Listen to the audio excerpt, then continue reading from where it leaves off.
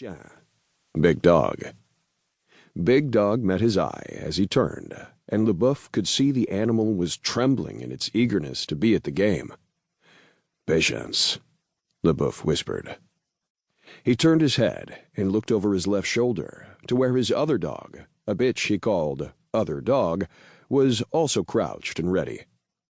Behind him, he knew there were 3 more of the creatures, each of which he simply called Dog, and they were all in similar states of eagerness.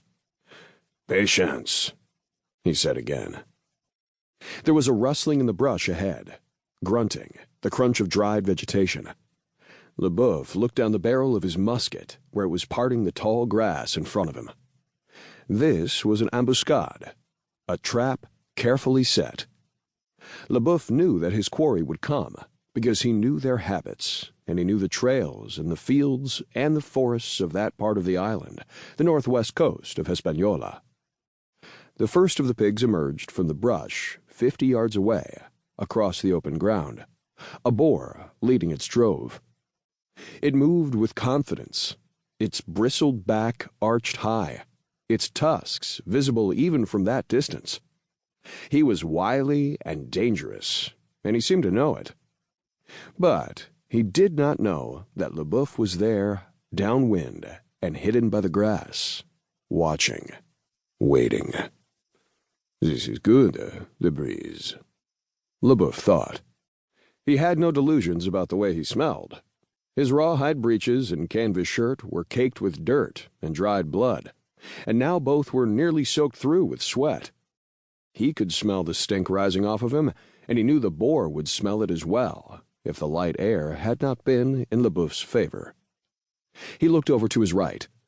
The other man was there, 100 feet away, LeBoeuf's partner in matelotage, the means by which the hunters on Hispaniola lived and did their work. The men in the matelotage were partners. They hunted together, lived together, shared in all things. To some, the partnership was more like that of man and wife.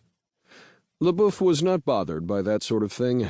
He had seen enough of it in his travels, but it was not an arrangement he would embrace.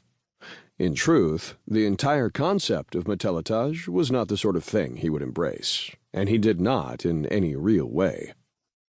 His partner was called simply Le Rongeur.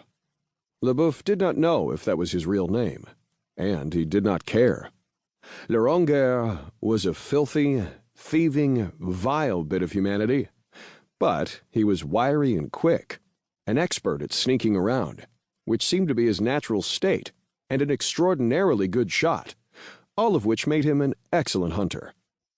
He greatly admired LeBoeuf, and he was also jealous and terrified of him, and those conflicting forces seemed to keep him where LeBoeuf wanted him. He had learned to never ask personal questions of any sort, and though he was naturally talkative, he knew to speak to LeBoeuf only when speech was necessary, which was not often. This was the sort of partnership LeBoeuf was looking for, one that was not really any sort of partnership at all. Le Rongeur sensed LeBoeuf's eyes on him and turned his head so they were looking at one another across the open ground. Le Rongeur was also crouching, also holding his long musket so that it peered through the tall grass at the drove of wild pigs slowly stepping out into the open, following behind the boar. 4 dogs lay crouched behind Le Rongeur, as LeBoeuf's 5 were crouched behind him. LeBoeuf glanced back at the pigs, and then back at Le Rongeur. He held up 1 finger, then pointed to himself, then held up 3 and pointed them at Le Rongeur. Le Rongeur nodded and turned back to peer down the barrel of his gun. The sweat was running freely down LeBoeuf's face now, and he gave his eyes one last swipe, then settled his hand on the flintlock. His thumb found the hammer, and he eased it back, pulling gently on the trigger as he did, then eased the trigger forward so that the weapon was cocked without even the slightest click of the lock. He lifted the barrel of the gun with his left hand, his left elbow resting on his knee. He sighted down the long, dark steel shaft, then moved it a fraction of an inch until the sight was just a bit above.